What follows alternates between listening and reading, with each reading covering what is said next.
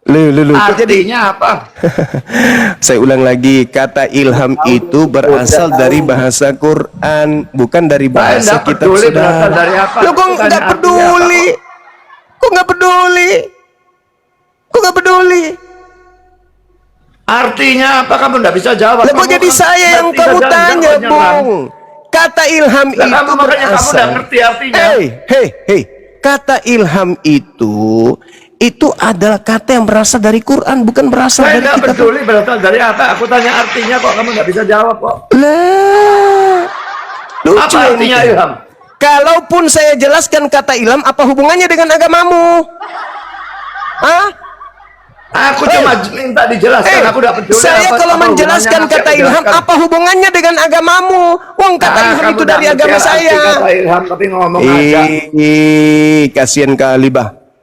Kalau saya menjelaskan kata ilham, apa hubungannya dengan agamamu? Apa hubungannya dengan pengarang kitab lu? Sementara kata ilham itu hanya ada di Al-Quran. Lucu. Terus memang kalau kata ilham itu ada dalam Al-Quran, dalam bahasa Arab begitu ya? Iya, kata ilham jadi itu memang adanya di dalam Al-Quran, tidak ada dalam kitabmu. Jadi dalam bahasa Arab punya agama. Mulai ngaco dia. Mulai ngaco. Kamu yang ngantur. Orang Kristen Arab itu sudah ada lebih dulu dari kamu.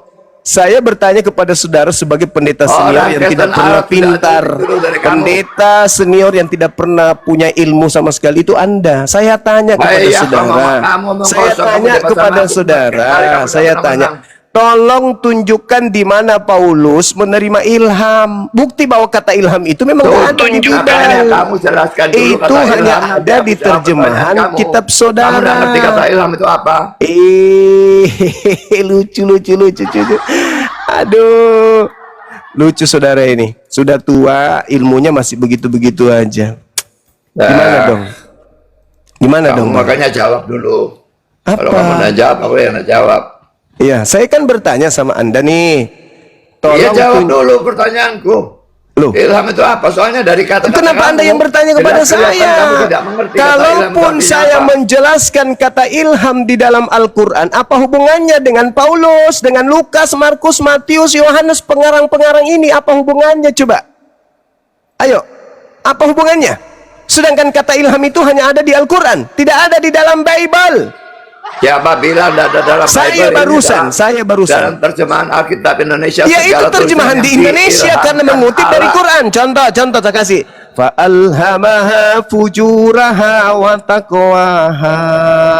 Tuh. Dan kitab suci kami itu ada lebih dulu dari Quranmu. Coba di mana original teksnya kata ilham? Pak Pendeta yang saya hormati, tolong tunjukkan kata ilham di dalam Biblemu yang tertua di mana?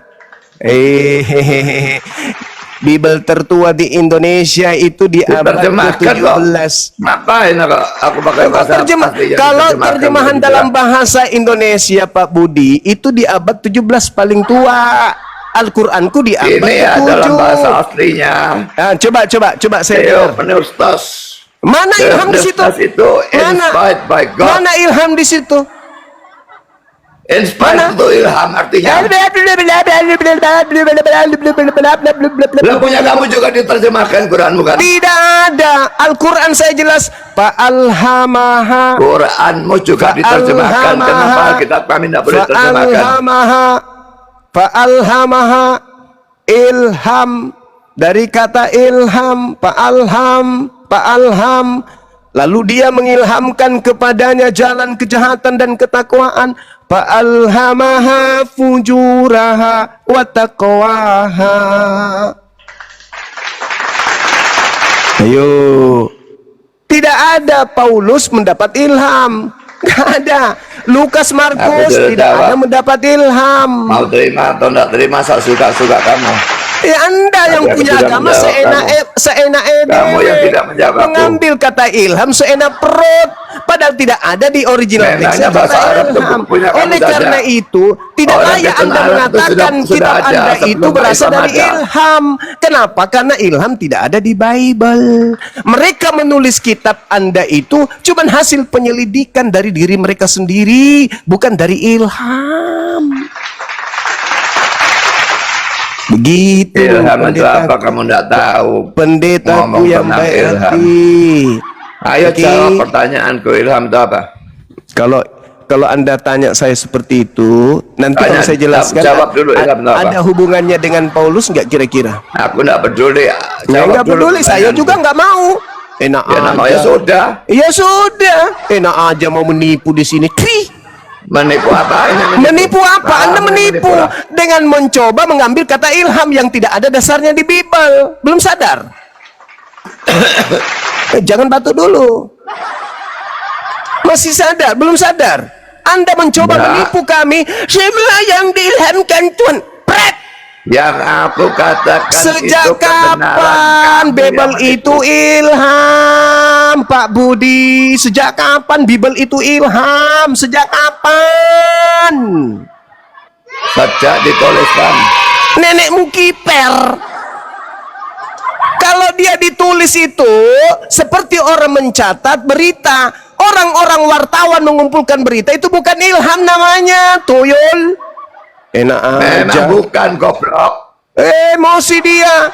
Tuyul itu tukang yang bilang tahayul. itu seperti itu siapa? Ya kamu makanya, nggak ngerti kata ilham. hei Kamu dengarkan, tuh bodoh. orang yang mendapatkan ilham itu adalah orang yang mendapatkan petunjuk dari Allah Subhanahu wa Ta'ala. Paham sampai situ?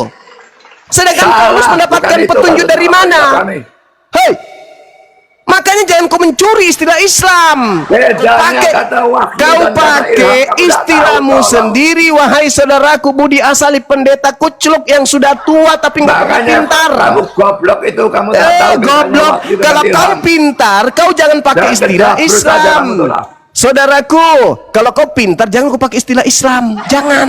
Kau pakai bahasamu sendiri. Ente elheng ente. Oke, ilham Istilahnya pula. sudah ada sebelum Berarti Islam ada. kamu memakai kata ilham untuk menipu agar umat Islam awam itu bisa kemudian terperdaya seakan-akan surat Paulus itu adalah ilham. Pret. Surat kabar kok ilham? Piye to mas?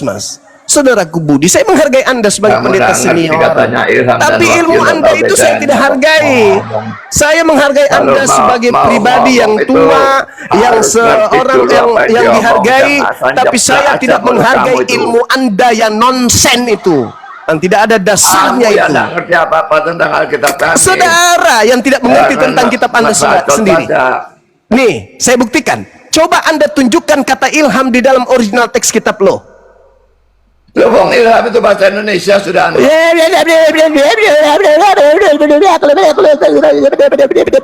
Original teksnya itu Theophilus. Saudara, kalau Anda ingin dihargai, tolong diskusinya yang ilmiah. Jangan panipu. Jangan menipu. Kalau Jangan. kamu mau dihargai, jangan menghujat aku. Kamu mau hujat aku. Bagaimana hujat saya, kamu. dari awal saya menghargai Anda? Dari awal saya Iya, menghargai. nanti kamu yang mengata-ngatai lebih dulu. Ya, Anda mengatakan saya goblok, saya yang tidak. Saya hanya mengatakan tuyul, Kamu tukang lebih dulu. tahayul. Tuyul itu tukang tahayul. Mengatakan Paulus menulis ilham, padahal tidak ada kata ilham di dalam original teks. Anda yang minim ilmu. Nama Anda aja yang besar, Budi Asali, tapi tak sebesar ilmu. Maaf, Anda kecil. Kayak kemiri, kemiri pun lebih besar daripada ilmu Anda. Maaf Pak Pendeta, saya hargai Anda. Tetapi sebagai tokoh agama, harusnya Anda mencerdaskan saudara-saudara saya Kristen, bukan membodohinya. Paham? Tidak ada Nggak kata ada yang ilham. membodohi. Paulus itu Kamu tidak nggak ngerti menerima kata ilham. ilham. Sebab Paulus tidak menerima dari Allah Subhanahu wa Ta'ala. Catat itu. Mau aku jelaskan kata wahyu dan ilham kepada. Paulus menerima ajarannya dari sosok Sudah, mau itu sudah. Kristus. Kalau mau aku jelaskan apa bedanya wahyu dengan ilham dari sudut Saya pun pandang bisa Kristen. kalau itu, Pak. Saya bisa membedakan udah ngerti antara apa bedanya, perbedaan kok? dengan wahyu ilham itu. Ilham bedanya? dapat diberikan kepada hamba-hamba Allah yang bertakwa meskipun bukan nabi. Sedangkan wahyu hanya diturunkan kepada para nabi dan rasul. Saya bisa, bukan cuma Lah. Bapak yang bisa. Gitu loh. Bedanya Cuman masalahnya apa? di Tanya sini, bedanya. ilham Bedanya itu wahyu dengan ilham itu apa? diberikan kepada hamba Allah, bukan kepada hamba Kristus. Makanya Al-Quran mengatakan fa'alhamaha fujuraha wa taqwaha. Oke, gini ya. Orang kamu dari tadi tanya ya. Sekarang aku baru tanya paling enggak. Mana jawabanmu? Saya kan bertanya, siapa yang mengutuk Yesus? Aku Mana sudah jawabannya? jawab, kamu tidak mau dengarkan doanya. Sekarang aku tanya balik ya. Jawabannya Berani mana? enggak ditanya? Siapa yang mengutuk Berani Yesus? atau tidak Anda ditanya tentang lari. kitab kamu? Anda lari. Mana original teks yang kata ilham? Berani Anda atau lari. tidak ditanya tentang Mana kitab kamu? dalilnya Lukas, Markus, Matius menulis menurut Wahyu, menurut ilham? Gak ada. Kamu Anda tuh berani lari ditanya lagi. tentang kitabku. Kamu ditanya kitabku, Sekarang kamu tidak berani. aku bertanya. Maunya aku mau bertanya. Sekarang saya mau bertanya. Kok gimana ceritanya? Abangku ini dari dulu kayak gini aja terus. Dulu kita pernah diskusi resmi ilmiah, tapi masih begitu juga. Kupikir Anda sudah berubah. Kupikir ilmunya Kamu diskusi 4 bertambah. kali tidak pernah menang kok. Saya tidak butuh menang. Saya tidak Pada butuh menang. saat itu kamu Yang penting yang saya hanya sampaikan satu arah kebenaran. saja, kamu tidak EGP. bisa menang. Apa Coba kata dua Anda arah ketika kan berdiskusi hancur. dengan saya? Apa kata Anda ketika Anda berdiskusi dengan saya? Saya tidak peduli. Malah Anda menyalah-nyalahkan LAI, Lembaga Bible Indonesia. Betul? Loh, memang terjemahannya Nah, layak iya dan sudah, berarti Anda banyak sudah yang kalah. Sebuah agama Aku kalau lembaga salah, kitabnya aku akui bermasalah, salah. berarti agama itu Kitab bermasalah. suci Quranmu Sebuah sendiri kitab ya. suci yang salah berarti sudah salah. Quran kamu sendiri diterjemahkan dalam bahasa Indonesia dan bahasa Inggris itu beda. Aku aja perbedaannya. Kitab saya bukan terjemahan, Pak Budi. Beda Iya, dengan tapi kitab terjemahannya Anda. juga beda. Kitab Anda itu adalah Kenapa kitab diterjemahkan terjemah. secara berbeda dalam Alkitab Kristen bahasa itu Indonesia tidak dan bahasa memiliki Inggris? kitab asli, yang ada cuma terjemah. Jadi kitab Anda membangun juga ada kitab kemudian aslinya. kekristenan berdasar daripada terjemah. Sedangkan kami Al-Quran itu yang asli, terjemahan bisa diganti boleh. Karena terjemah bukan firman Tuhan. Sekarang mana firman Tuhan yang ada sama kalian? Nggak ada. Wong ilham aja kagak, apalagi firman Tuhan. Kan begitu Pak Budi. Oke, kembali kepada tema Pak. Siapa yang mengutuk Yesus? Kamu tuh konyol kok. Jangan emosi dong. Nggak ada yang mengutuk Yesus. Berarti salah Betul. Paulus. Terkutuk itu suatu keadaan. Iya itu keadaan. Bukan ada orang yang mengutuk dia. Nah, bukan orang, lalu siapa? Nah, aku sudah katakan terkutuk itu suatu keadaan. Iya, Yesus keadaannya Jadi terkutuk. manusia itu kalau dia berbuat dosa dia tuh terkutuk di Nah, hadapan Yesus Allah. berarti terkutuk. Pertanyaannya siapa yang mengutuknya? Dia mengambil keterkutukan itu untuk menebus dosa kami. Pertanyaannya siapa Sehingga yang kalau mengutuknya? kami percaya kepada dia, kutuk Siapa itu yang dibuang mengutuknya, dan kami abangku? disebut orang yang diberkati. Abangku, Pendeta Budi Asali yang saya hormati. Siapa yang mengutuk Tuhan Anda? Siapa? Aku sudah bilang terkutuk itu suatu keadaan, tidak ada yang melakukan. Mati meja. Keadaannya Yesus terkutuk, yang mengutuknya siapa? Ya keadaannya terkutuk memangnya pada waktu dia di atas kayu salib itu. Aduh, siapa yang mengutuknya? Itu keadaan kok gimana sih kamu? Iya, keadaannya dia Keadaan itu tidak ada yang lakukan. Siapa yang mengutuknya, Bang? Tidak ada yang melakukan. Dia yang digantung di salib Itu kok. suatu keadaan Iya, keadaan itu yang justru yang dia saya tanya. ambil Siapa? untuk dirinya sendiri. Siapa yang Karena dia mengutuk mau Yesus? mengambil kutuk itu dari Siapa yang orang-orang mengutuk? berdosa.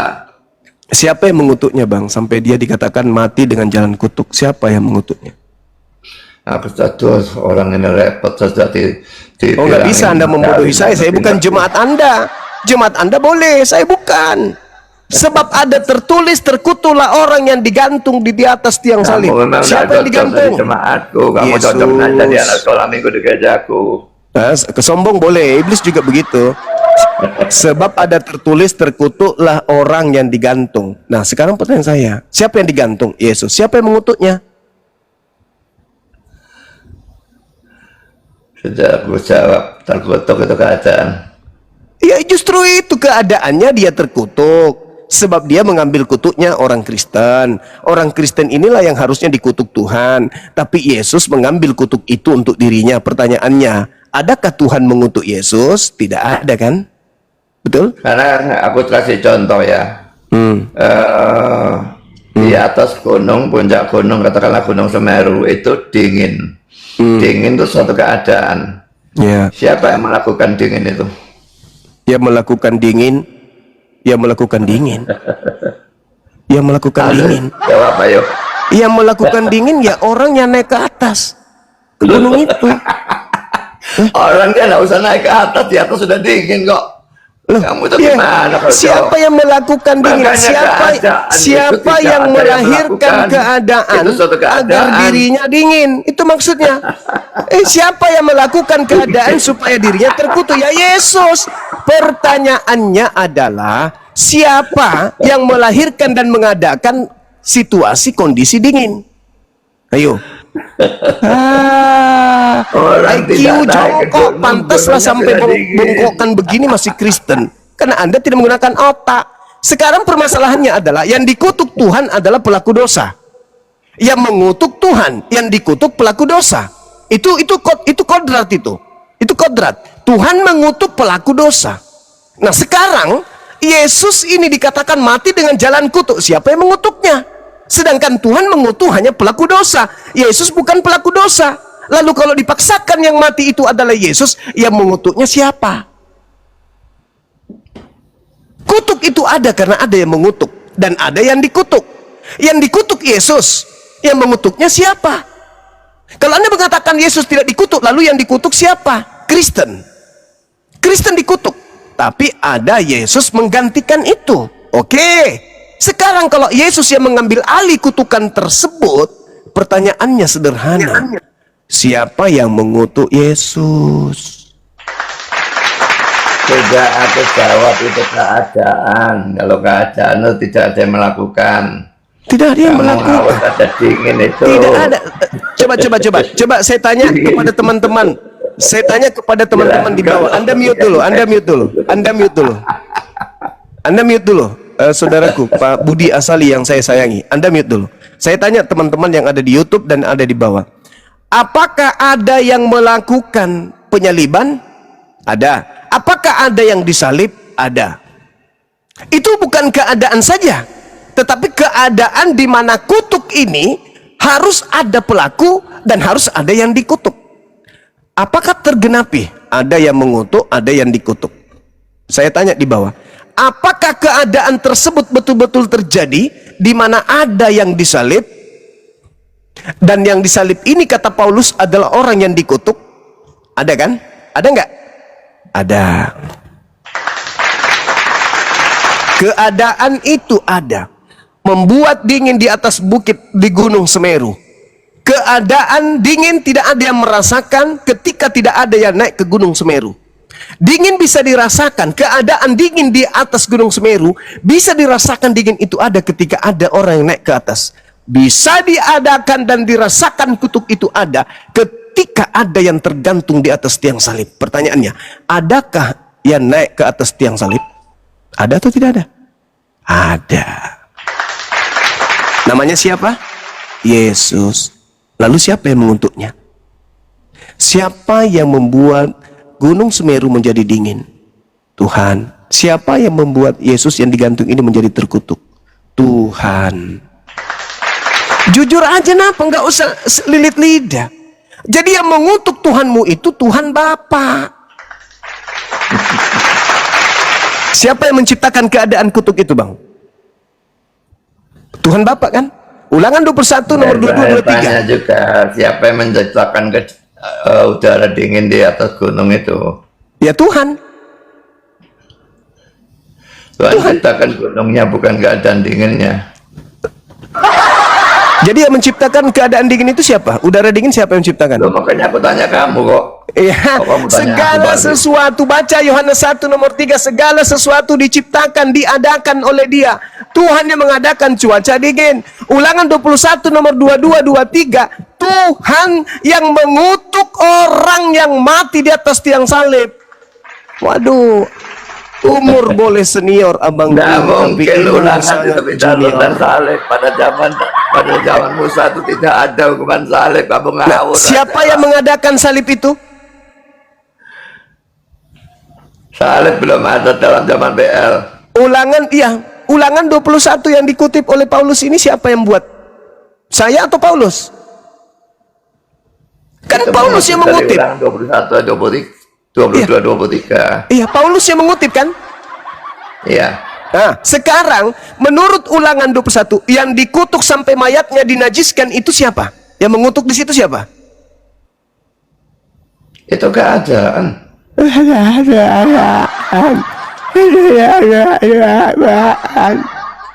Saudara boleh senior dari segi ilmu Anda Kalau dari kamu segi mau umur, percaya mau tidak itu urusan ilmu kamu. Anda masih Ajaran minim. Kristen memang seperti itu. Iya, amburadul.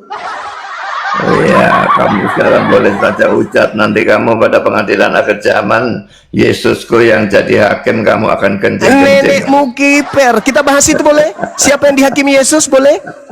Boleh? Boleh kita bahas itu? Berani kamu bahas?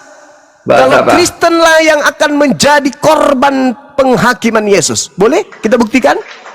Boleh. Boleh, baik. Nah, saya mengambil sebuah data di dalam Yohanes 8 nomor 40, Yohanes 12 nomor 48. Silakan Anda baca.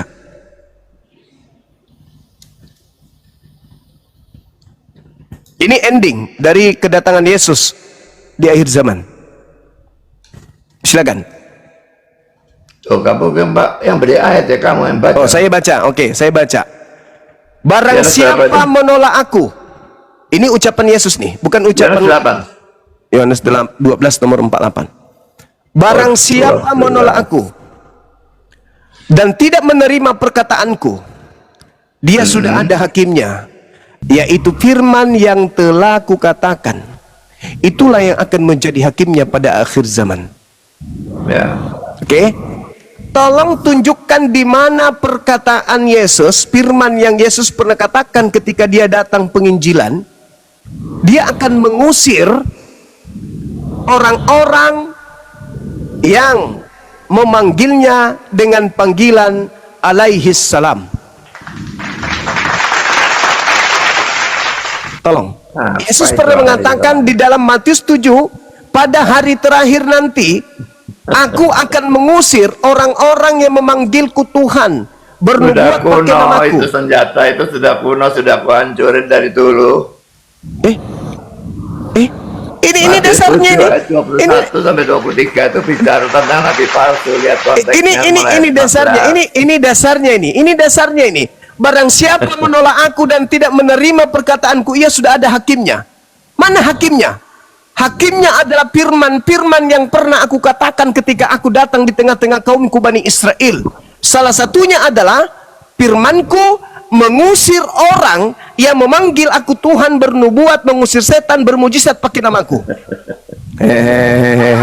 Tidak menerima perkataan itu, dia sudah mengatakan aku adalah Tuhan dan gurumu. Sekarang Jadi permasalahannya, kamu tidak menerima Yesus sebagai Tuhan. sekarang Kamu yang permasalahannya, akan diyakini sekarang pada permasalahannya adalah Pak Budi Asali, siapa yang memanggil Yesus dengan panggilan Tuhan? Ya saya sebut dia Tuhan lah. Siapa yang bermujizat pakai nama Yesus? Aku tidak pernah lakukan mujizat.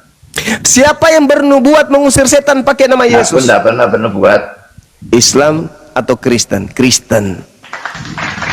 Oke ya Pak ya? Yesus datang kemudian menghakimi berdasarkan firman yang pernah dia ucapkan.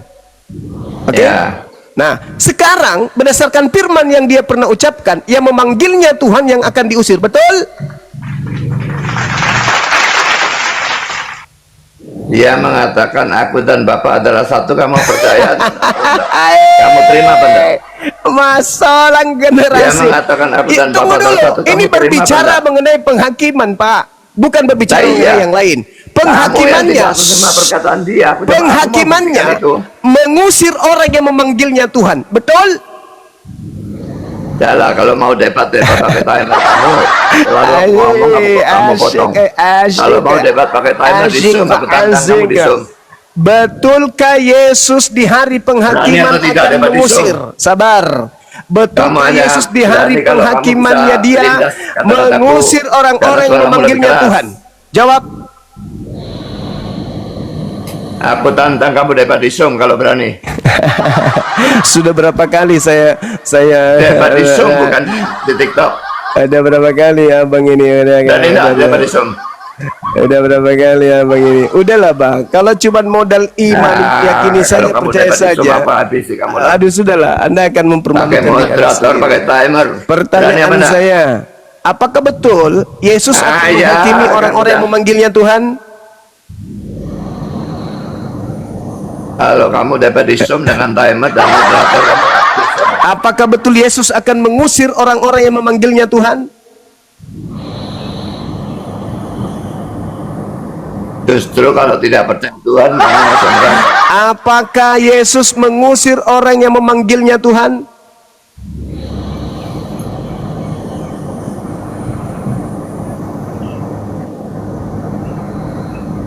Melo Udah, ya, Pak. aku bacakan ya. Roma 10 ayat 9 dan 10. Paulus itu, Paulus. Itu Paulus, Sebab Bang. jika kamu Itu mengaku dengan mulut Paulus. bahwa Yesus adalah Tuhan Saudaraku, dan percaya dalam tadi hatimu bahwa Allah telah membangkitkan dia dari orang mati, Saudaraku. maka kamu akan diselamatkan. saudaraku Kamu Budi, tidak Pak percaya dia Budi Tuhan, Asali. kamu tidak percaya dia bangkit dari Pak antara orang Budi mati, Asali. kamu tidak akan Pak Budi diselamatkan. Asali, dengarkan saya, Pak. Sudah ada Kamu maunya hakimnya, didengarin, aku nggak yaitu mau dengerin firman kamu. yang telah aku katakan, bukan yang Paulus katakan, Pak. Yang akan menjadi tolak ukur penghakiman di akhir zaman, firman yang Yesus katakan, bukan Paulus katakan. Maaf ya Pak Budi Semua ya. kata-kata dalam firman Tuhan itu Maafkan dalam aku Alkitab Pak firman Budi. Tuhan. Ya Pak ya. Yesus mengatakan barang siapa menolak aku dan tidak menerima perkataanku, bukan perkataan Paulus. Dia sudah ada hakimnya, yaitu firman yang telah kukatakan, bukan yang Paulus katakan. Maaf Ya, ya nanti Pak. kamu yang akan dihakimi itu kamu, bukan aku. Oh ada Pak. Yang memanggil Yesus Tuhan bukan Aku saya dihakimi Pak. hanya untuk terima pahala. Kamu dihakimi Yang karena untuk terima memanggil hukuman. Yesus Tuhan yang dihakimi Pak, bukan saya. Andalah yang memanggil Yesus Tuhan, bukan saya Pak. Bukan saya. Jadi yang akan dihakimi nanti Kristen. Aduh, asal ngomong aja percuma kamu tuh. Loh, kok kayak lagi Bang Suma? Waduh,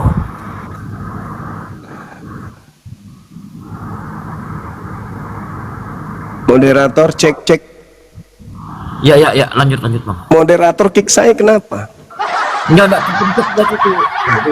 Ini APK lagi. Iya. Kepencet mungkin Bang. Aduh APK. Siap. Lanjut. Aku pikir rungkat tadi. Enggak, Yang enggak. memanggil Yesus Tuhan yang akan dihakimi. Siapa yang memanggil Yesus Tuhan? Serangan kuno sudah aku bahas dari dulu tuh. Ya, siapa yang memanggil Yesus Tuhan itu yang dihakimi. Memang dari dulu memang babak belur. Itu Matius 7 tidak ayat babak belur. 15, baca mulai 15, kamu baca potong-potong ayat. Saudaraku, mau Anda baca dari data manapun, yang memanggil Yesus Tuhanlah yang akan dihakimi oleh Yesus. Titik. Pada hari terakhir nanti banyak orang berseru kepadaku, Tuhan, Tuhan. Siapa mereka itu? Islam atau Kristen? Astagfirullahaladzim, ya Allah ya Karim. Islam tidak percaya Yesus Tuhan, itu yang akan dihakimi. Justru yang memanggil Yesus Tuhan yang akan dihakimi, Cak Ayu. Lo kok putar? Inilah ya. Inilah penyesat itu. Inilah Ya, ada 13 ayat memutarbalikkan 13 hukum. kamu baca. Memutarbalikkan hukum. Ini kata-kata Yesus sendiri, bukan kata-kata Paulus ya. Yang 13 kamu menyebut aku guru dan Tuhan, katamu itu tepat, sebab memang akulah guru dan Tuhan. Nah, sekarang Anda wajar memanggil dia Tuhan karena data itu kan? Oke, silakan. Tetapi yang akan diusir yang memanggilnya Tuhan, betul? Lewang dia sendiri menyebut dirinya Tuhan. Iya, kok. sekarang Anda lawan aja nanti. Yesus, kamu sendiri loh. Kamu kamu sendiri Tidak loh, akan aku lawan Yesus. dia. Ya kau bantai Yesus Dia lah akan pro nanti, aku, bukan Pak. pro kamu. Kau bantai Yesus nanti. Hei Yesus, kau sendiri Tunggu loh. akhir zaman, Kau sendiri loh pengakuan yang akhir zaman kamu bilang, nanti kencing-kencing siapa yang kamu. tidak memanggil aku Bapa Tuhan, kau sendiri loh Kamu bilang. Ya yang kau tidak lawan Yesus percaya akan lah. kencing-kencing kamu. Jangan kau lawan saya, Bang. Dan Kau setelah lawan kamu masuk Yesus. neraka, Hei kamu abangku, menangis hei, darah pun kata tidak akan Yesusnya, keluar dari pada sana. hari terakhir nanti banyak orang berseru kepadaku, Tuhan, Tuhan. Akan Bukankah pikir kami seperti kamu, bernubuat? ajaran kamu Bukankah masuk neraka kami cuma bermujizat? sebentar. Bukankah Masuk kami neraka itu mengusir selama-lamanya setan? kekal.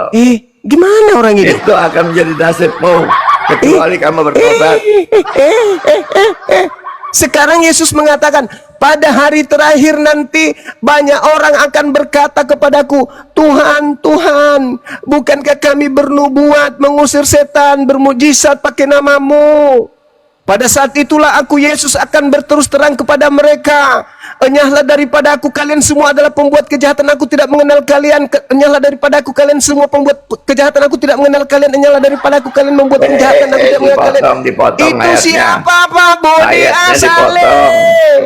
Yesus bukan bilang aku tidak mengenal kamu, tapi aku tidak pernah mengenal kamu. Ya iya, apalagi Ya itu makanya lebih Yesus pak. tidak pernah kenal kamu.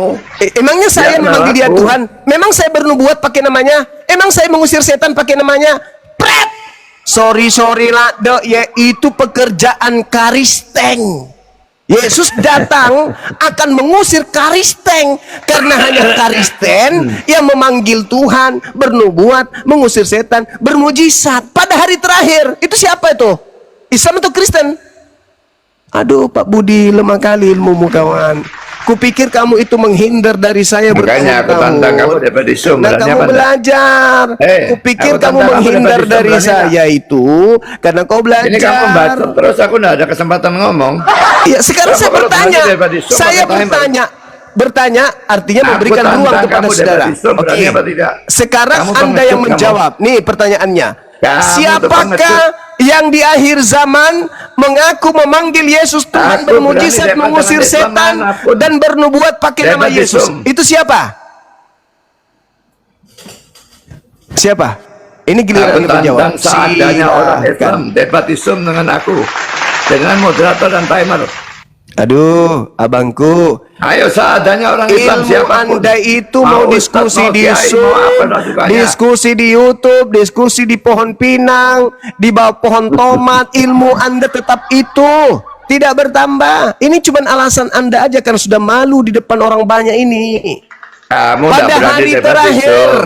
pada hari Kamu cuma terakhir berani nanti debat di sini banyak karena suara orang kamu lebih memanggil keras. aku Tuhan. Bukankah kami bernubuat, Nice. mengusir setan, bermujizat pakai namamu? Ah, itu siapa itu Bang? Islam atau Kristen? Bukan Kristen, bukan Islam. Itu malasa. Anda cuma tua Karena umur, itu ilmu Anda konteksnya masih nabi minim. palsu. Dan nabi palsu itu bukan Kristen. Dan Hei, kalau itu nyebut Tuhan, Anda itu salah, juga bukan orang Anda Islam. salah. Kalau Anda mengatakan pengikut Nabi palsu itu bukan Kristen, Anda salah. Anda baca Matius 7 data 15-nya itu, dari buahnya kau mengenal Nabi palsu itu. Apa buahnya? Pengikutnya atau buahnya memanggil aku Tuhan, bermujizat, bernubuat, mengusir setan pakai namaku. Itu siapa? Hah? Jangan Anda pamer kebodohan di sini. Buah Buah dari Nabi itu. palsu.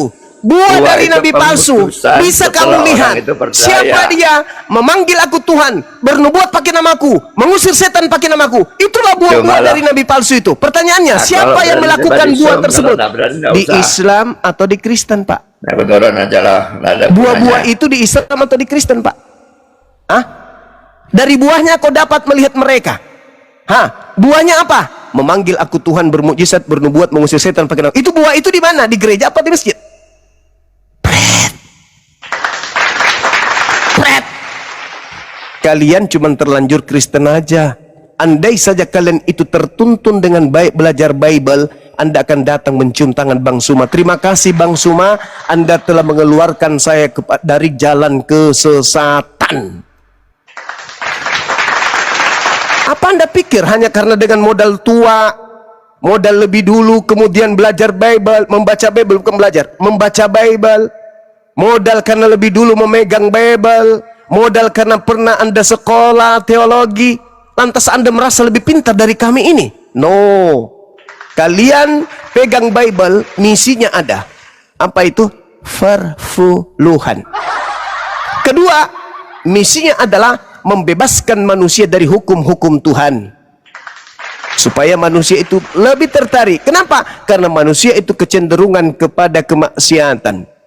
Manusia itu cenderung kepada kebebasan. Manusia itu lebih suka bebas daripada diatur-atur. Adam saja di tengah-tengah Gan Eden itu mau bebas makan semua apa yang diharamkan. Itu tipikal manusia. Maka ketika ada pengajaran yang menghalalkan seluruh perintah Tuhan, pasti banyak peminatnya. Tapi orang-orang yang berakal sehat tidak akan terjerumus dengan kenikmatan janji semu seperti itu. Sudah nyata kok. Pada hari terakhir nanti banyak orang berseru kepadaku, Tuhan, Tuhan, bukankah kami bernubuat, mengusir setan, bermukjizat pakai namamu? Hei, Anda masih tidak ngeh. Kenapa? Karena terlanjur Kristen. Barang siapa menolak aku dan tidak menerima perkataanku, ia sudah ada hakimnya, yaitu firman yang telah aku katakan. Itulah yang akan menjadi hakimnya pada akhir zaman. Kenapa kalian tidak ngeh? Karena kalian terlanjur Kristen. Sudah nyaman dengan makanan kalian, sudah nyaman dengan pesta-pesta agama kalian, sudah nyaman dengan segala apa yang kalian anut selama ini, sudah nyaman dengan semuanya itu. Jadi kalian berat untuk mengikuti Yesus. Padahal Yesus mengatakan, barang siapa yang mau menjadi pengikutku, dia harus memikul kuknya sendiri, salibnya sendiri, bebannya sendiri, bukan malah yang lain. Tidak ada Yesus itu memikul salib untuk orang lain. Yesus mengatakan, kamu harus memikul salibmu sendiri, bebanmu sendiri, kutukmu sendiri, kalau kau ingin menjadi pengikutku. Itu kata Yesus. Matius 10 nomor 38, 28. Keren kok itu ucapan Yesus itu. Tapi adakah kalian percaya?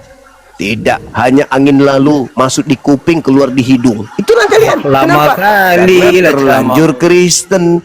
Yesus mengatakan di dalam Yohanes 5 nomor 31, jika aku bersaksi tentang diriku sendiri, maka kesaksianku itu tidaklah benar. Yesus, kalau dia bersaksi tentang dirinya sendiri, maka kesaksiannya itu tidak benar. Kata siapa? Kata Yesus. Lalu bagaimana dengan pendeta Budi Asali dan teman-temannya? Bersaksi tentang Yesus seenak perutnya. Apakah itu bisa benar? Tidak. Yesus aja nggak berani mengatakan itu. Kalau aku bersaksi tentang diriku sendiri, maka kesaksianku itu dusta, bohong, tidak benar. Itu kata Yesus. Lalu bagaimana mungkin kami percaya kepada kesaksian pendeta dan pastor dan jemaat-jemaat gereja? Bagaimana mungkin? Sedangkan kepercayaan, keyakinan kalian, dogma dan doktrin kalian itu tidak ada persaksian dari Tuhan Elohim. Oke, aku tanya. Tidak ada Tuhan Elohim mengajarkan menjadi Kristen. Tidak ada Tuhan Elohim mengajarkan makan babi. Tidak ada Tuhan Elohim mengajarkan masuk gereja. Tidak ada Tuhan Elohim mengajarkan menjadi Kristen. Tidak ada Tuhan Elohim menjadikan Rasul Paulus, Lukas, Markus dan seterusnya. Dan tidak ada kemudian kesaksian Elohim agar manusia masuk ke gereja hari Minggu menyembah makhluk yang keluar dari kubur. Oleh karena itu, kesaksian-kesaksian kalian tertolak demi keselamatan anak cucu Adam masuk ke dalam surga. Siap diskusi yang menerima ajaran Anda hanyalah orang-orang yang menipu diri mereka sendiri. Innal ladzina kafaru min ahlil kitabi wal musyrikina fi nari jahannam. Paham? Yesus mengatakan, enyahlah daripadaku, kalian semua adalah pembuat kejahatan. Kemana perginya pembuat kejahatan? Neraka jahanam. Sorry Pak Budi Asali kalau masih mendengarkan di bawah. Siang, Bang Suma. Saya bukan kebencian, saya hanya bertujuan untuk mengingatkan saudara, Yesus menolak kesaksian-kesaksian Anda. Jangankan kesaksian Anda, kesaksian Yesus sendiri tentang dirinya, kalau tanpa kesaksian Bapa, Yesus pun mengatakan itu tidak benar. Apalagi hanya seorang Budi Asali yang punya kemudian kepentingan foolish. Demikian. Sudah? Iya. Oke. Bang Suma izin menanggapi boleh? Silakan. Silakan. Iya, iya. Silakan. Coba kita kembali ke Matius 7 ayat 21 tadi, Bang. Ya, silakan. Ambil dari Kalau dari, akarnya, kalimat saudara. yang Ambil berbunyi di akarnya sini. dari 15-nya. 15. Atau mau ambil akarnya Ya, dari data waspadalah terhadap Begini, Iya. begini. Saya kasih Anda dari- ruang kalau berbicara, dari- saudaraku. Sabar. Saya kasih Anda ruang berbicara setelah ini. Saya mau mendengarkan. Saya berharap ada dari saudara Kristen saya yang memiliki ilmu. Saya hanya ingin Anda jujur kepada saya. Matius 7 dari data 1 sampai data pengakuan Yesus di data 27. Matius 7 nih ya. Matius 7 data 1 sampai 27 itu berbicara kepada siapa? Orang Yahudi atau berbicara kepada di luar orang Yahudi? Yang mendapatkan nasihat ini orang Yahudi Ya, orang atau Yahudi, orang Yahudi. orang Yahudi? Oke, oke. Masya Allah. Silakan saudara, silakan.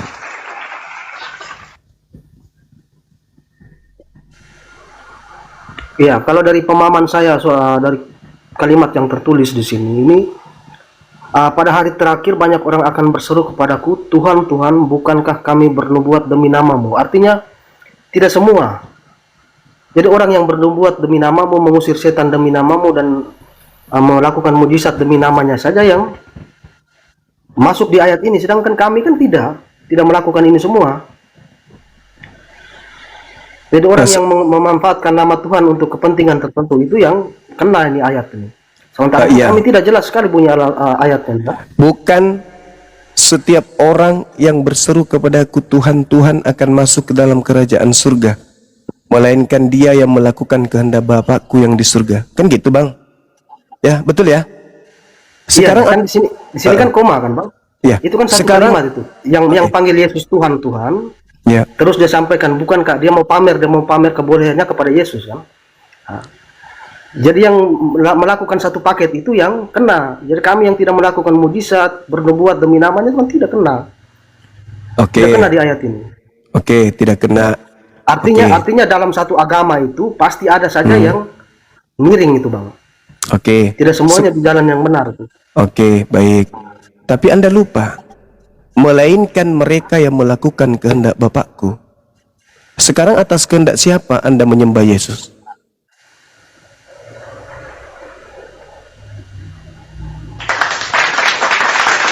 Gimana? Melainkan yang melakukan kehendak Bapakku. Yang melakukan kehendak Bapak. Sekarang atas kehendak siapa Anda menyembah Yesus? Menyembah Yesus. Saya tidak menyembah Yesus, saya hanya mengikuti ajarannya. Atas kehendak siapa kemudian Anda makan babi? Ya sesuai ajaran Yesus. Yang masuk ke dalam mulut itu bukan yang najis, Yang itu masuk ke keluar dari dalam hati. mulut itu berbicara cuci tangan apa tidak cuci tangan, bukan masalah babi. Anda itu Yesus sering pakai perumpamaan, Bang. Dia tidak pernah pakai makna sebenarnya. Sekarang Yesus itu ditegur, data itu cerita, di situ cerita. Orang-orang Yahudi menegur, kenapa muridmu makan tanpa cuci tangan? Yang dimakan apa? Babi rupanya. Coba ayatnya biar jelas, Bang. Coba kita. Ya silakan Anda bawa dalil itu. Yang mana yang Anda maksud? Matius 15 kah? Atau Matius Contoh 12? apa cuci tangan tadi? Ya kalau cuci tangan itu kan bukan berbicara mengenai babi. Iya, artinya semua makanan secara akal sehat pun Tidak ada semua makanan. Anda yang melarikan kepada seluruh makanan. Karena Anda memang pemakan babi. Ajaran Anda itu pertama kali diajarkan Paulus kepada pemakan babi. Bagaimana mungkin Paulus mengatakan kepada pemakan babi, jangan kau makan babi, pasti nggak laku ajarannya. ya kalau Karena kita mau babi itu makanan yang paling disukai oleh orang-orang Roma dan Yunani sampai hari ini. Ya, kalau berpatokan di Alkitab di Perjanjian Lama saja, Bang, artinya bukan babi saja, seharusnya unta juga. Nah, Anda Kenapa yang pengikutnya kan? dikejar babi saja, sementara larangan di dalam Taurat itu kan banyak itu. Kenapa? Ya itu justru kenapa itu ketika- satu kenapa aja ketika ini kami sudah makan- gugur, saudara. Gini, Bang. Satu Kenapa aja ini ketika sudah kami gugur. makan hewan lain yang dilarang itu tidak diungkit, tidak di apa? Satu gesek-gesek. ini aja kalian sudah gugur. Apalagi diungkit itu semua. Iya, Satu ini aja. Yang saya baca itu karena memang di dalam Islam diperbolehkan, tidak diperbolehkan hanya babi saja. Makanya yang dikejar ke Kristen itu hanya babi saja. Oh tidak, Padahal kalau menurut saudaraku, Taurat Anda itu lupa. banyak. Dengar, kalau ada dalam Torah, jangan makan ikan misalnya, jangan makan coto Makassar misalnya, jangan makan kemudian makanan-makanan yang ada yang kau suka di Indonesia ini. Contoh misalnya soto Banjar. Apakah itu berlaku bagi orang Indonesia? Tidak, itu hanya berlaku untuk bangsa Yahudi. Kitab yang ada, aturan yang ada, hukum-hukum yang ada di dalam kitab Tanakh itu hanya mengikat orang Yahudi. Kalian yang mengikat diri Anda ke situ, tapi kalian hanya jadikan aturan itu sebagai aksesoris doang. Ayo. Kalau seperti itu, Hmm. kalau seperti itu pemahamannya, ketika Nabi Muhammad belum datang di dalam Islam, ajaran itu sampai ke Arab atau tidak? Ajaran itu sampai ke Arab karena di sana ada Bani Israel. Berarti orang Arab asli tidak pakai. Orang Arab asli tidak pakai berarti. Tidak pakai karena memang diperintahkan hanya untuk kepada orang Yahudi. Ulangan 33 nomor 1 sampai nomor 3, nomor 4. Berarti Ulangan kami boleh 5. makan. Berarti kami boleh makan kan? Artinya berarti kami boleh makan untuk kesimpulan. Nah, kalau Kristen boleh makan, berarti Kristus mati di atas salib bukan untuk Anda. Kalau ayat soal Yesus untuk semuanya, Bang. Salah. Baca Galatia 3 nomor 13. Kristus telah menebus kita dari kutuk hukum Taurat. Siapa yang dibebaskan dari hukum Taurat? Yang punya Taurat. Siapa itu? Yahudi. Apa hubungannya dengan Anda? Anda mau makan babi kek? Mau apa kek? Nggak ada hubungannya. Emang ada perintah datang ke Kristen jangan makan babi? Kan nggak ada. Iya, memang tidak ada larangan. Makanya orang Kristen itu mau makan tiang listrik, makan aspal, boleh. Karena tidak ada larangan dari Tuhan untuk Kristen. Nggak ada aturan untuk Kristen itu nggak ada.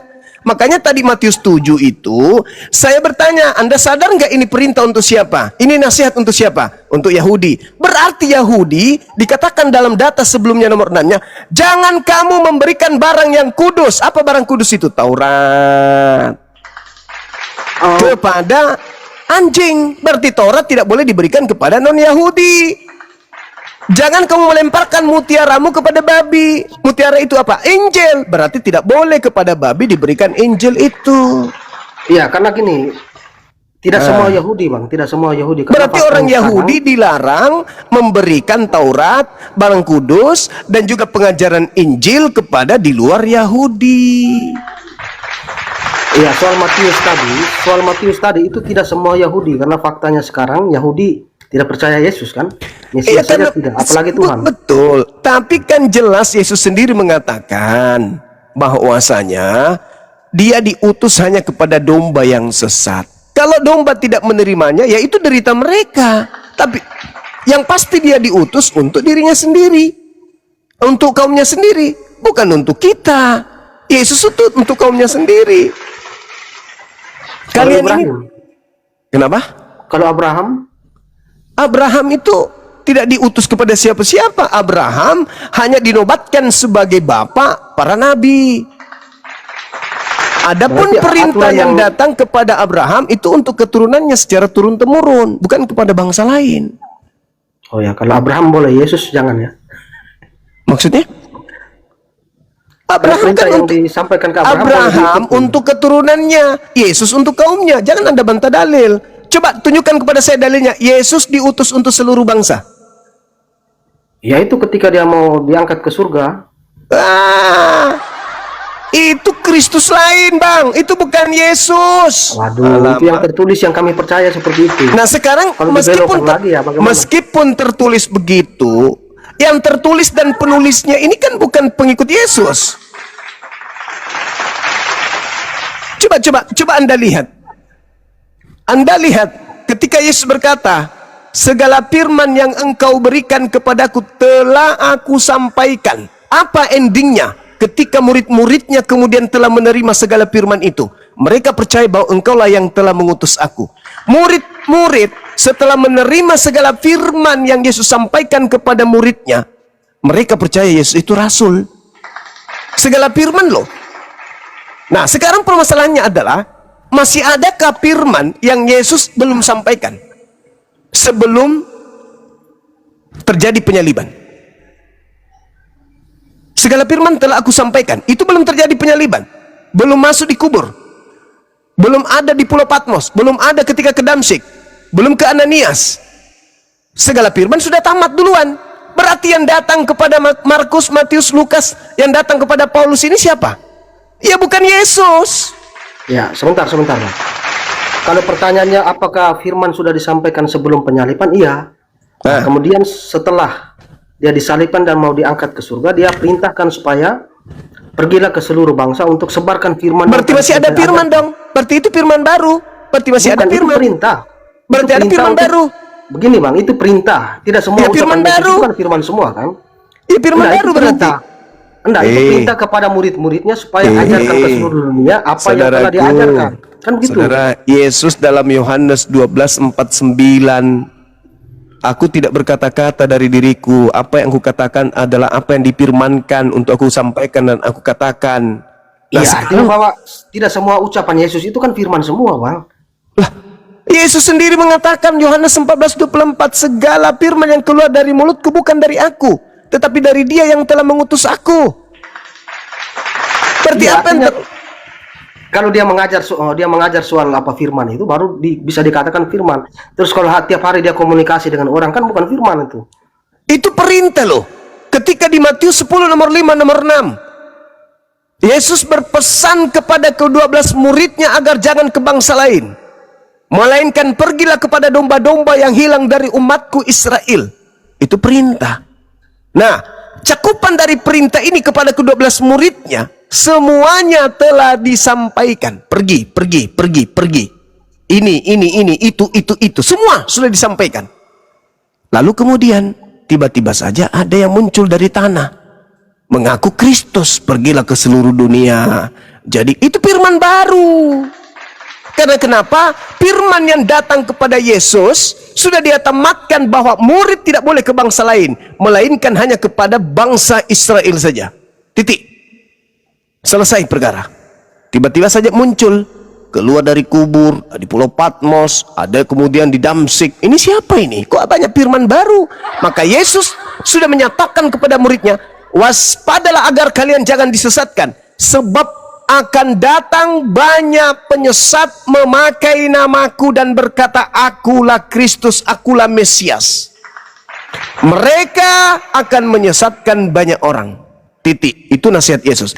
Maka ketika ada orang mengaku, aku bertemu dengan gurumu loh ketika aku ke Damsyik, ketika aku di Pulau Patmos, apakah murid percaya? Sesuai dengan nasihat gurunya, jangan kau percaya.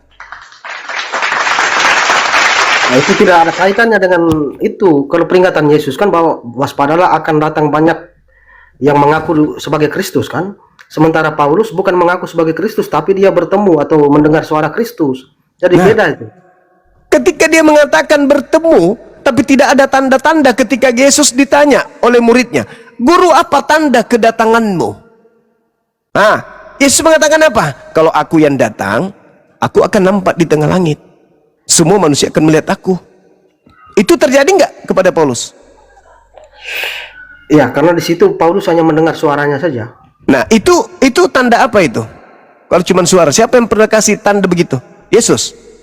Justru Yesus mengatakan, jadi kalau ada orang berkata ada Mesias di sini, ada Mesias, dan jangan kau percaya. Kalau ada orang mengatakan bertemu aku di padang gurun dalam bilik, jangan kau percaya. Sebab kalau aku yang datang, aku akan nampak di tengah langit, dan semua manusia akan melihat aku. Dan kalau aku datang, maka itulah tanda akhir zaman. Berarti yang datang kepada Paulus bukan aku, karena belum tanda akhir zaman. Sedangkan Yesus tidak datang, Bang. Paulus hanya mendengar suara saja kan di situ. lah, berarti itu bukan Yesus.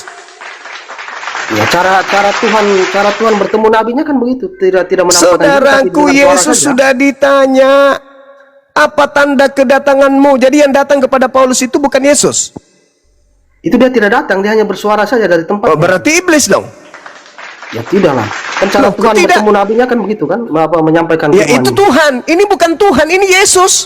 Kan Yesus mengatakan, waspadalah kepada penyesat yang datang kepadamu, memakai namaku. Cuman ada suara datang, tidak ada orangnya. Akulah Yesus. Nasihat Yesusnya percaya atau jangan percaya? Ya kalau Tuhan memang begitu bang, dia berfirman kepada Musa pun tanpa wujud, dia hanya suara saja. Itu Anda, karena Anda Kristen, Anda mengatakan itu. Yahudi Anda, tidak Islam akan pun sama, percaya. kan? Islam pun ketika Musa berbicara dengan Tuhan tanpa wujud, Itu hanya suara Tuhan, saja. itu Tuhan bang. Ini Yesus. Kepercayaan kami Yesus Tuhan. Tapi Yesus, benar nggak Yesus mengatakan bahwa akan datang penyesat memakai namanya? Ya benar. Nah, ketika nasihat itu disampaikan, ada nggak Paulus di situ? Nggak ada kan? Nah, Iya. ketika murid-murid ini sebulan, setahun berjalan dari nasihat Yesus tadi di Bukit Zaitun, ketemulah Paulus. Lalu Paulus berkata, "Hei murid Yesus, ya Paulus, aku bertemu dengan gurumu, aku mendengarkan suaranya dari langit.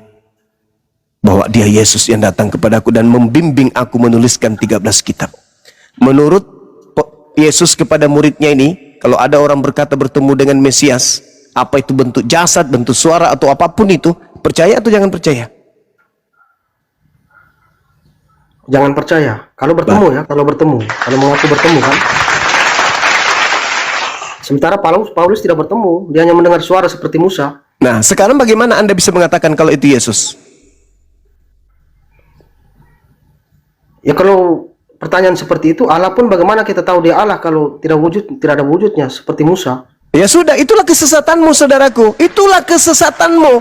Karena Anda punya alibi, punya opini seperti itu. Sedangkan Yesus mengatakan kalau ada yang mengaku aku, penyesat itu memakai namaku, bukan memakai jasadku. Namaku dipakai oleh penyesat itu. Cukup dia mengaku Yesus, sudah memenuhi syarat. Titik. Ya, tapi peringatan Yesus itu kepada orang-orang yang bernubuat, bermujizat, artinya berwujud, Bang. Sementara suara yang didengar Paulus itu tanpa wujud, dia tidak bermujizat, bernubuat dan sebagainya. Dia tidak masuk. Oke, saya bacakan kepada Anda sebuah kitab Paulus yang mengatakan di dalam 1 Korintus 9 nomor 1. Mudah-mudahan saya tidak keliru mengutip. Apa dikatakan oleh Paulus di sana? Di data nomor 1-nya. Bukankah aku rasul? Bukankah aku orang bebas? Bukankah aku telah melihat Yesus, Tuhan kita? Bukankah kamu adalah buah pekerjaanku dalam Tuhan? Dia mengaku melihat enggak? Di ayat berapa tuh, Bang? 1 Korintus 9 nomor 1. Udahlah, itu PR buat Anda. Renungkan itu baik-baik. Renungkan itu. Bagaimana mungkin Anda menilai, dengar, Anda menilai Paulus hanya bertemu satu kali suara itu. Sedangkan Paulus menulis 13 buku. Apa yang dikatakan? Dalam Galatia 1 nomor 1, nomor 11, nomor 12. Aku menerima Injil bukan dari manusia, tetapi dari Yesus Kristus. Berarti 13 buku ini, selama dia menulis, selama itu juga dia bersama dengan sosok yang mengaku Yesus tersebut. Iya, cara penyampaiannya kan tidak disebutkan di situ. Mungkin lewat mimpi dan sebagainya. Kalau iblis, Bang, kalau iblis datang menggoda manusia, iblisnya nyata atau cuman bisikan? Ya bisikan. Bedanya dengan Paulus?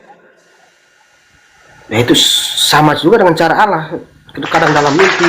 Sekarang kalau berbicara mengenai wahyu dari Allah, itu datang kepada Nabi Musa, datang kepada Nabi Isa, Yesus, datang kepada Nabi Muhammad, dan bisa kita pertanggungjawabkan.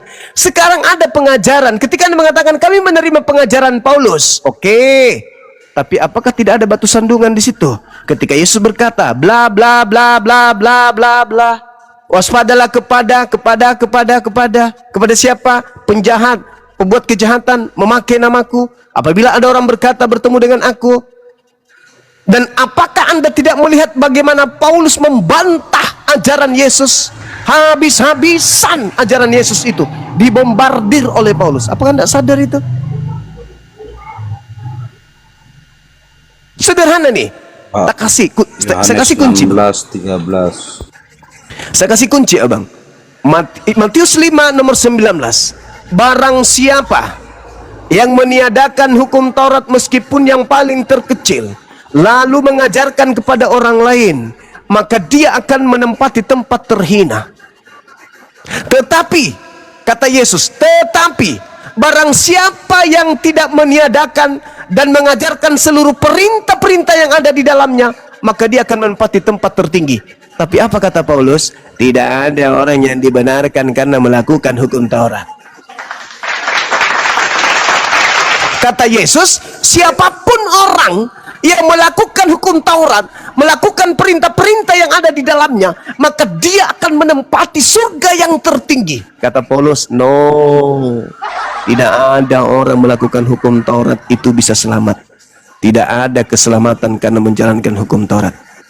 Bertentangan nggak tuh? Yesusnya mengatakan barang siapa yang menjalankan Torah akan menempati surga. Kata Paulus, tidak ada orang yang dibenarkan karena melakukan Torah. Hehehehehehe. Masya Allah. Iya. Yang seingat saya salah satu itu larangan soal makan hewan itu bang ya. Babi, unta dan sebagainya. Setitik pun, siapapun yang meniadakan hukum Taurat, setitik pun, meskipun Iya, yang iya. paling terkecil. Iya. Artinya begini, kan di Taurat dilarang unta, babi dan beberapa hewan itu kan. Yang Nah, paling kenapa di terkecil. Iya, kenapa di Islam sekarang tinggal babi saja?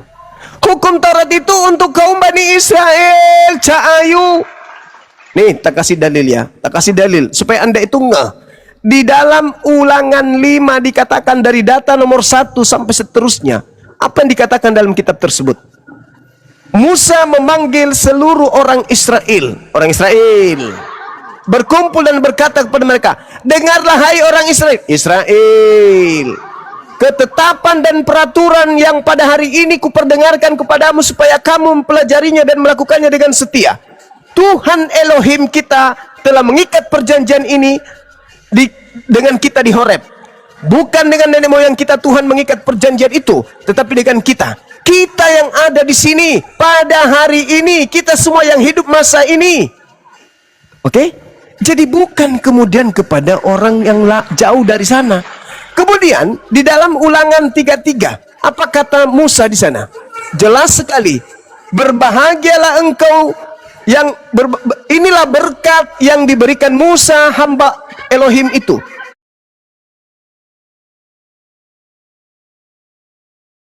Sinai terbit pada mereka dari Sir, ia nampak bersinar dari pegunungan Paran dan datang dari tengah-tengah puluhan ribu orang yang suci. Di sebelah kanannya nampak kepadanya hukum atau api yang menyala.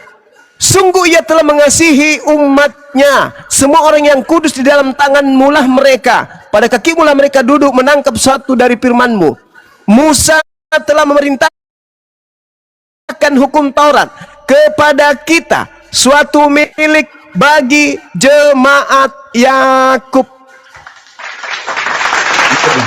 Kalau yang saya tangkap dari penjelasan abang ini kan begini, pemahaman saya begini. Kalau di Taurat dilarang makan babi, unta dan sebagainya. Terus abang bilang itu untuk Yahudi. Dalilnya di luar tadi Yahudi, artinya di luar Yahudi, Indonesia, Arab dan negara yang lain di luar Yahudi, ya boleh makan. iya, boleh. Kenapa dilarang di Islam? Kenapa? Kenapa di Islam dilarang dimakan babi? Islam itu bukan Torah pegangannya, tapi Al-Quran yang datang kepada Nabi Muhammad. Nabi Muhammad punya syariat sendiri. Nabi Musa dan kaumnya punya syariat sendiri. Aturan itu berlaku kepada kaumnya Nabi Musa. Anda baca sendiri kan? Suatu milik kepunyaan jemaat Yakub. Kalau Al-Quran, litubayyina linnas. Kalau Torah, ila bani Yakub, ila bani Israel. Kalau Al-Quran, ila bani Adam. Itu Al-Quran. Berbeda. Yang jadi masalah ini Anda Kristen yang menggunakan dalil itu, apalagi mengatakan Yesus mati untuk kalian, untuk menghapus Torah. Loh, kok bisa?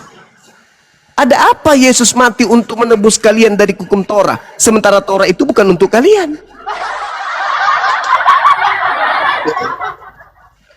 Saya bunyi larangan makan babi di Al-Quran itu kurang lebih seperti ini kan, Bang? Itu bagaimana bunyi, saya lupa itu di ayat berapa. Jangan kau makan babi, sesungguhnya bangkai.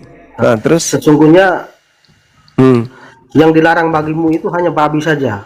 ya, itu untuk umat Islam kan? Yes.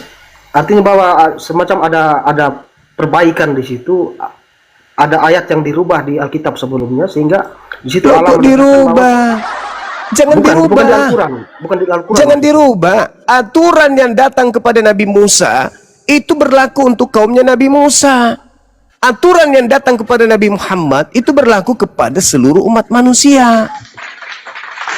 Berarti aturan Musa berlaku untuk Kaumnya. kaumnya. Yes. Berarti sebelum kedatangan Nabi Muhammad, aturan Musa tidak boleh masuk ke Arab atau ke Arab asli begitu. Loh, ajaran Nabi Musa itu untuk kaum Bani Yakub. Kalau di Arab ada tinggal bermukim Bani Yakub, ya untuk mereka. Kan dalilnya jelas itu. Makanya Yesus mengatakan, masih ada lagi domba-dombaku di luar kandang ini. Maksudnya itu siapa? Bani Israel, Bani Yakub yang ada di luar Yerusalem. Bukan kita. Yang disebut domba itu hanya Bani Yakub. Contoh kasus 10 perintah Allah itu, Bang. Itu di dalam Al-Quran itu diterima ulang oleh Nabi Muhammad atau Nabi Muhammad diperintahkan untuk mengikuti yang sudah difirmankan di Taurat? Oh enggak, bukan. Tidak ada kemudian Nabi Muhammad diperintahkan untuk mengikuti apa yang ada di dalam Torah. Tidak. Itu hukum untuk Bani Yakub. Nah, kenapa ada kesamaan? Karena sumbernya sama. Contoh, jangan ada Tuhan selain daripada Allah. Keluaran 20. Tidak boleh ada ilah selain ilah yang disembah oleh Abraham. Itu nggak boleh. Di Islam juga begitu. Kenapa bisa? Karena sumbernya sama. Sama-sama berasal dari pencipta langit dan bumi. Yang satunya hanya skala kecil kaum Bani Israel. Yang terakhir untuk seluruh umat manusia. Litubayyina linnas. Begitu saudaraku. Jadi pada prinsipnya ketika Nabi Musa datang, hukum-hukumnya untuk Bani Israel. Di luar Bani Israel yang kepada mereka tidak ada rasul diutus dari Tuhan kepada mereka, mau melakukan yang bertentangan Torah silakan. Karena tidak ada perintah kepada mereka. Contoh, ketika Nabi Musa datang melarang makan babi, orang Kristen dalam hal ini orang Roma Yunani kuno makan babi, apakah berdosa? Tidak berdosa. Karena tidak ada perintah datang kepada mereka.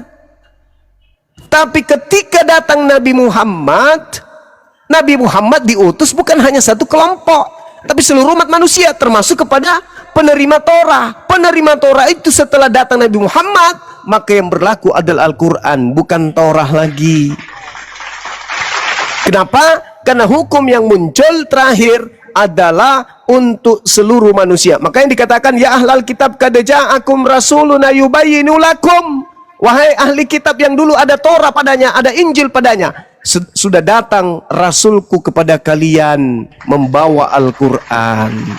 Iya, kalau dari narasi abang barusan, ketika datangnya Nabi Muhammad, Taurat tidak berlaku lagi. Yang berlaku sekarang adalah Al-Quran. Al-Quran. Semacam ada lompatan. Coba kita gesernya pelan-pelan, Bang. Di zamannya Musa berlakunya Taurat. Nah, setelah Musa kan ada Yesus dulu sebelum ke Nabi Muhammad. Bolehkah saya pakai cara seperti itu? Iya, ketika memang datang ada Yesus yang berlaku Injil. Yang Yesus berlaku Injil. itu, Taurat tidak berlaku lagi kan? Sama itu polanya. Oh tidak, ketika datang Yesus, yang berlaku adalah Injil dan Torah.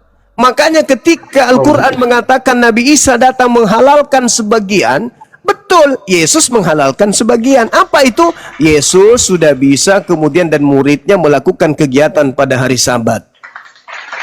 Ya, berarti kesimpulannya ketika di zamannya Musa Taurat berlaku, ketika di zamannya Yesus Injil dan Taurat berlaku. Yes. Ketika di zaman Nabi Muhammad Injil dan Taurat dihapus, ganti Al-Quran. Yes, bukan dihapus loh ya. Torah diberitakan dalam bahasa Arab di dalam Al-Quran. Yang menghapusnya itu adalah orang-orang yang pemilik kitab. Mereka yang mencampur adukkan.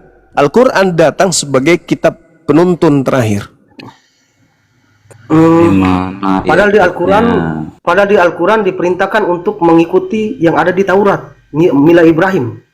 Kalau tidak salah. Itu bukan Torah, itu Mila Ibrahim, bukan Torah, itu beda.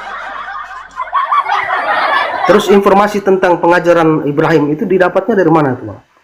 Al-Quran kan? Al-Quran yang menjelaskan itu kan? Bagaimana Nabi Musa dan Nabi Ibrahim, qulu amanna billahi wa ma unzila ilaina wa ma unzila ila Ibrahim wa Ismail. Apa yang diperintahkan? Tiga pokok ajaran yang diajarkan oleh Nabi Ibrahim. Yang pertama la ilaha illallah. Yang kedua berkurban kemudian, yaitu anaknya yang tunggal. Kemudian yang ketiga adalah bersunat. Itu yang diajarkan di dalam Islam. 3 poin ini. Tauhid, Nabi Ibrahim bertauhid, Nabi Ibrahim berkurban, kurban anaknya ketika ia diuji, kemudian yang terakhir adalah sunnat.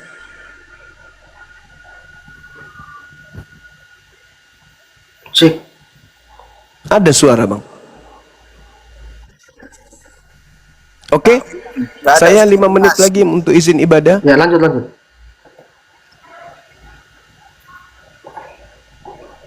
Begitu saudaraku. Jadi setelah datang Nabi Muhammad, mereka Bani Israel diajak untuk ke ajaran Nabi Muhammad. Surah Al-Ma'idah ayat 15, ayat 16. Kalau pemilik Torah saja, umatnya Nabi Isa saja diminta untuk beralih kepada Nabi Muhammad, bagaimana kalian? Bagaimana kita ini yang bukan dari umatnya Nabi Musa dan Nabi Isa?